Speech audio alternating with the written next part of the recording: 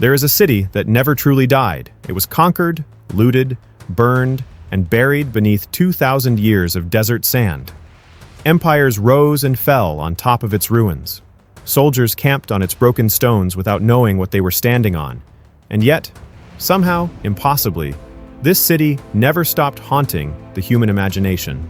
Its name appears in the oldest religious texts ever written. It echoes through the Bible, through ancient Greek histories, through Persian royal inscriptions, and through modern poetry. It has become, in the deepest architecture of human memory, a synonym for both paradise and destruction simultaneously.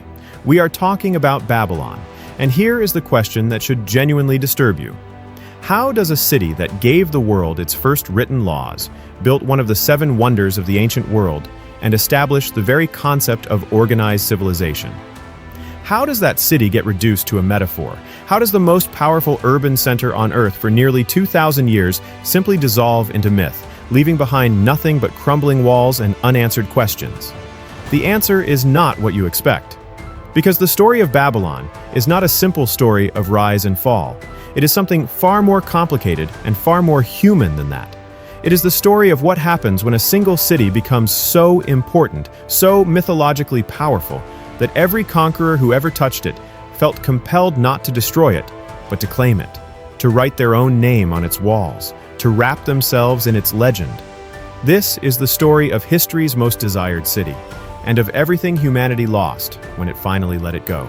To understand what Babylon became, you first have to understand what this land already was before Babylon existed, because this was not empty territory waiting to be filled.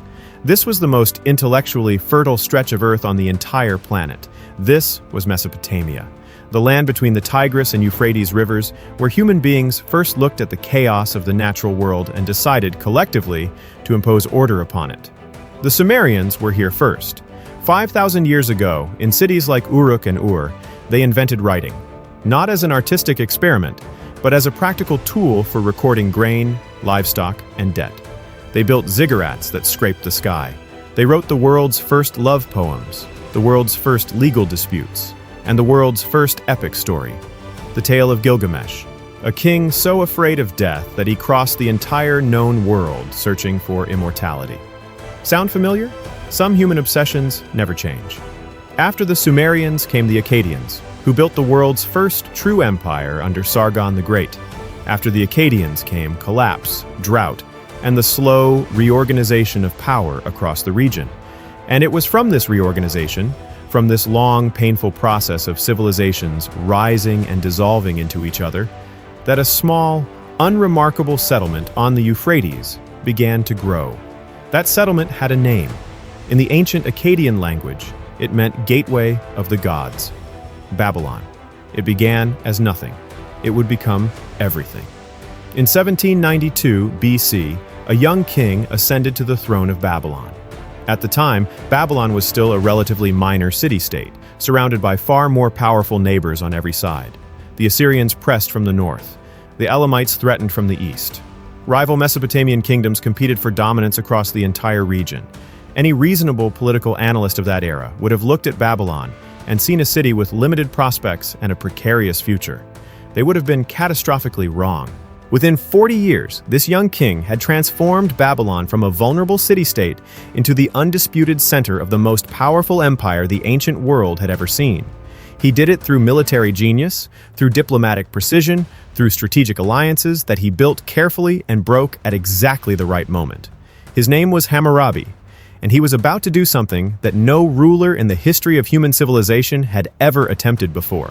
He wrote down the rules. Not suggestions, not religious commandments handed down from the gods to be interpreted by priests.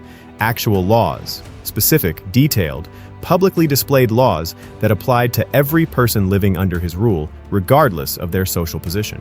282 laws carved into a black stone pillar nearly 8 feet tall, crowned with an image of Hammurabi receiving the laws directly from Shamash, the god of justice.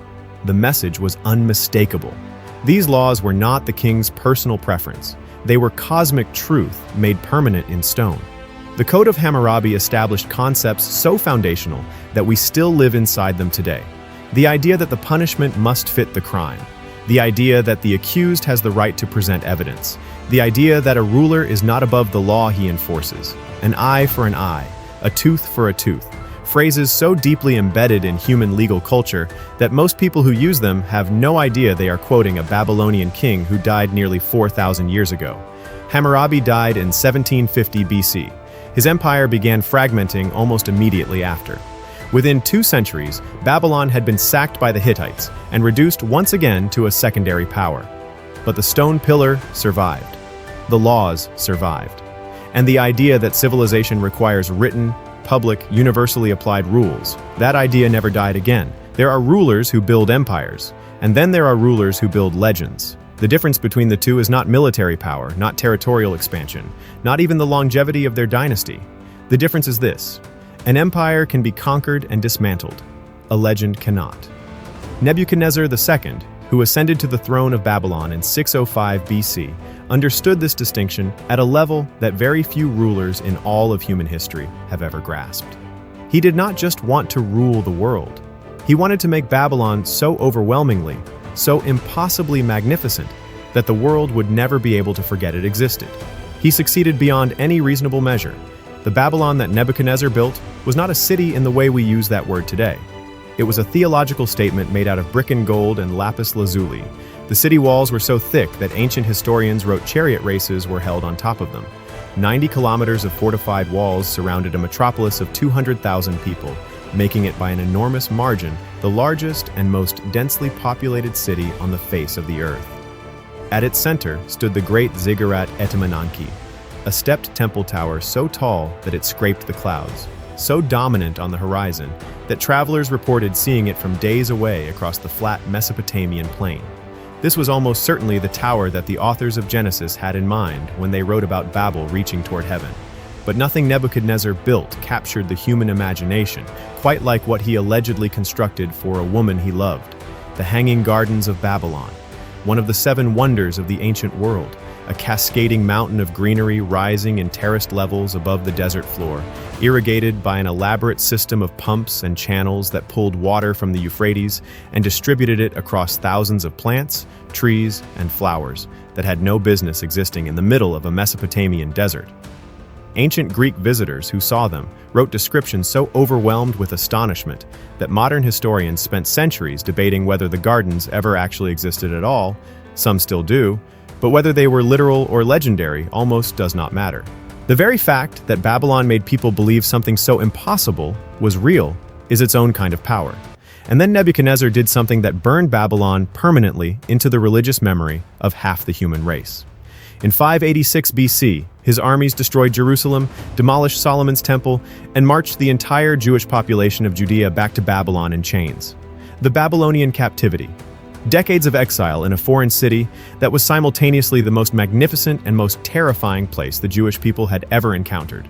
The psalms they wrote during those decades, the theology they developed, the longing for home that crystallized into some of the most emotionally devastating poetry in human history, all of it was shaped by Babylon.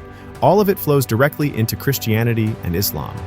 Nebuchadnezzar, by destroying Jerusalem, accidentally ensured that Babylon would live forever in the consciousness of billions of people who would never set foot anywhere near Mesopotamia. This was a city that had become something more than a city. It had become a god. And like all gods, it was completely unprepared for what mortality actually feels like.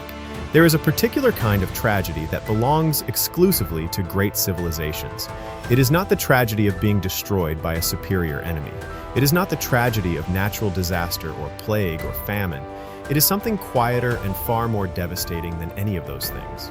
It is the tragedy of greatness, hollowing itself out from the inside, of a civilization so convinced of its own invincibility that it stops doing the very things that made it invincible in the first place. Babylon, after Nebuchadnezzar, fell into exactly this trap, and it fell with a speed that is almost impossible to comprehend given the scale of what had just existed. Nebuchadnezzar died in 562 BC. Within 23 years, 4 different kings had sat on the Babylonian throne, each one weaker than the last, each one arriving through conspiracy, assassination, or palace coup rather than through any legitimate succession. The priests who had once been the spiritual backbone of Babylonian society were alienated. The military commanders who had built the empire under Nebuchadnezzar were sidelined. The elaborate administrative machinery that had kept 200,000 people fed, governed, and protected began grinding toward dysfunction. And then came Nabonidus, the last king of Babylon, a man so profoundly disconnected from the reality of his own empire that he voluntarily abandoned his capital city for 10 consecutive years, retreating into the desert oasis of Tema to pursue his personal obsession with the moon god Sin. He left his son Belshazzar in charge of a city that was already fracturing under the pressure of its own internal contradictions. The greatest city on earth was still standing. Its walls were still the thickest in the known world. Its reputation was still terrifying to every neighboring kingdom. But Babylon had already lost the one thing no wall can replace: the will to survive. In the autumn of 539 BC, the most powerful army in the world stood outside the walls of the most fortified city in the world. The Persian forces of Cyrus the Great had already swept through Media, through Lydia, through the Greek city-states of Asia Minor, through every kingdom that had dared to position itself between Persia and its destiny. They had never lost, not once.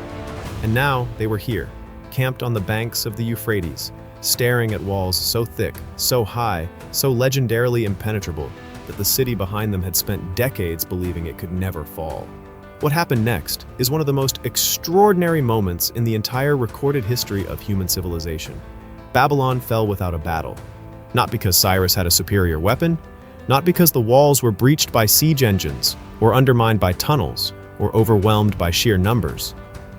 According to both Persian records and the account of the Greek historian Herodotus, Cyrus diverted the flow of the Euphrates River, lowering the water level at the point where it passed beneath Babylon's walls until his soldiers could wade through the riverbed directly into the city.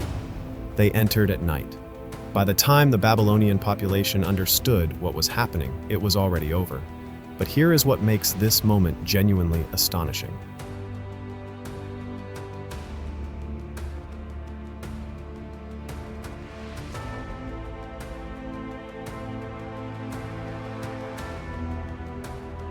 There was no massacre. There was no looting of temples. There was no systematic destruction of the city that had just surrendered to him. Cyrus rode into Babylon not as a conqueror, but as a liberator, and the Babylonian population, exhausted by years of misrule under Nabonidus, received him as exactly that. The priests of Marduk, Babylon's chief god, officially endorsed Cyrus as the legitimate king chosen by the gods themselves. The city that had never been taken by force handed itself over peacefully to the one ruler who had promised to respect everything it held sacred. And then Cyrus did something that no conqueror in the ancient world had ever done before. He issued a decree. Inscribed on a clay cylinder in the Akkadian language, this document declared that all peoples conquered and displaced by the Babylonian Empire were free to return to their homelands. Their gods would be restored to their temples, their cultures would be protected, their identities would not be erased. The Jews who had wept by the rivers of Babylon for decades, who had hung their harps on the willow trees and refused to sing the songs of their homeland in a foreign land, were free to go home. The Cyrus cylinder.